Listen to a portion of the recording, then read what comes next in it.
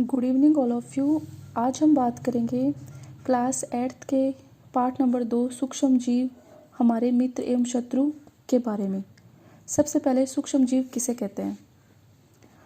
हमारे आसपास कुछ ऐसे जीव होते हैं जिन्हें हम बिना यंत्र की सहायता से केवल आंखों से नहीं देख सकते। दूसरे शब्दों में, जिन जीवों को देखने के लिए हमें सूक्ष्मदर्शी की आवश्यकता होती है, ऐसे जीवों को सूक्ष्म जीव कहते हैं। जैसे हमारे आसपास हम बहुत से ऐसे जीव होते हैं जो हवा में, कपड़ों पर या फिर किसी वस्तु से लगे रहते हैं, लेकिन इन्हें हम अपनी आंखों से नहीं देख सकते और ये बहुत सी बीमारियों का कारण होते हैं। तो इनके बारे में जानना हमें ज़रूरी है। ये एक कोशिकीय एवं बहुकोशिकीय हो सकते हैं, यानी ये एक ही कोशिका से भी मिलकर बने हो सकते हैं या एक से अधिक कोशिका से भी मिलकर बने हो सकते हैं, लेकिन ये होंगे छोटे आकार के ही, होंगे सूक्ष्म ही, इन्हें हम आंखों से नहीं देख पाएंगे। दूसरा, यह बर्फीले शीत मौसम से उष्ण झरनों तथा मरुस्थल से दलदल हर प्रकार के पर्यावरण में जीवित रह सकते हैं। यानी ये 0 डिग्री सेल्सियस से कम तापमान, बहुत ठंडे तापमान पर भी जीवित रह सकते हैं।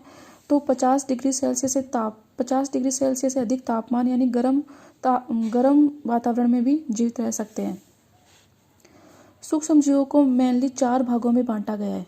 जीवाणु, जिसे इंग्लिश में बैक्टीरिया कहते हैं, कवक, जिसे इंग्लिश में फंजाई कहते हैं, प्रोटोजोआ और शैवाल। इसके अलावा एक प्रकार और भी होता है विषाणु, जिसे इंग्लिश में वायरस कहते हैं। यह इन चारों से थोड़ा अलग होता है। विषाणु भी एक सूक्ष्म जीव है।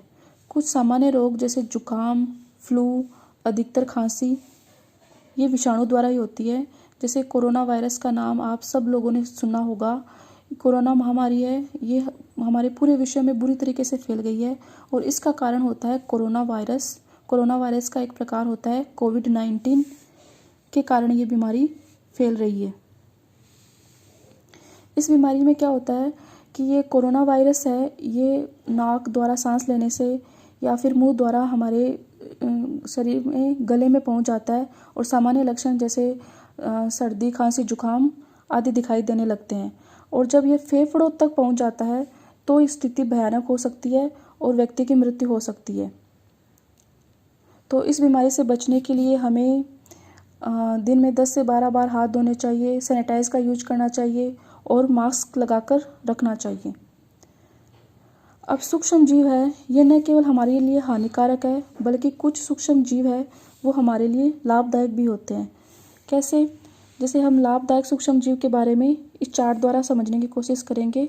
लाभदायक सूक्ष्म जीव, दही एवं ब्रेड का बनना। दही, दूध को दही में चेंज करने वाला जीवाणु लैक्टोबैसिलस है। यानी दूध से दही बनने का कारण है वो एक जीवाणु होता है जिसे हम लैक्टोबैसिलस कहते हैं। आपने सबने घरों में देखा होगा, जब हम दूध को जमाते हैं तो हम थोड़ा दही यानी जावण के रूप में उसमें दही डालते हैं। एक्चुअल में इस जावण में बहुत सारे लैक्टोबैसिलस बैक्टीरिया होते हैं।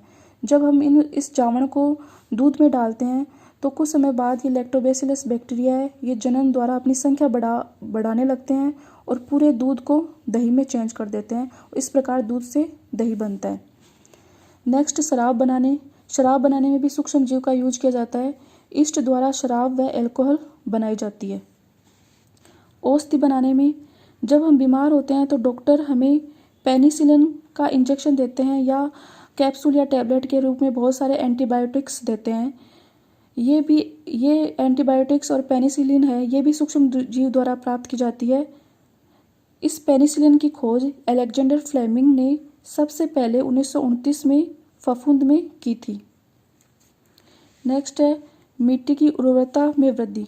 कुछ जीवाणु जैसे राइजोबियम है, मृदा में नाइट्रोजन का संवर्धन करते हैं तथा इस प्रकार मृदा को उपजाऊ बनाते हैं।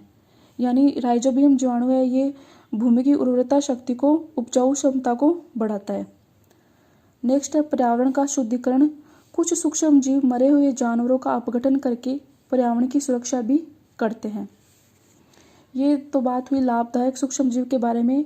नेक्स्ट वीडियो में हम बात करेंगे हानिकारक सूक्ष्म जीव के बारे में। Thank you so much.